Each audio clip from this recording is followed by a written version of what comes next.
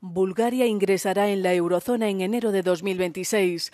El país lleva intentando cambiar su moneda actual, el lev, por el euro desde que ingresó en la UE en 2007, pero los avances se estancaron por la persistente inflación y la agitación política.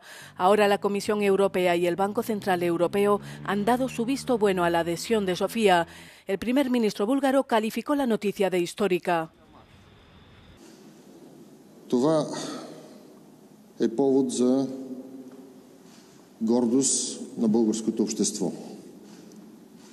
Общество, което от края на 90-те години пое по един мечтан за поколения българи път да бъде част от Съюза на свободните и развити европейски държави, който път беше увенчан с успех през 2005 година, ефективно от 2007 година, от когато сме член на Съюза, път, който мина през много трудности, през финансова, банкова, но българите неотклонно, търпеливо, с много труд и усърдие, много лишения, успяха да извоюват това, което други държави не успяха.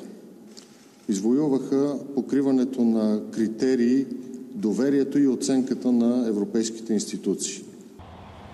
Bulgaria trabajará ahora para adoptar gradualmente el euro como moneda oficial. El país confía en que la transición transcurra sin sobresaltos.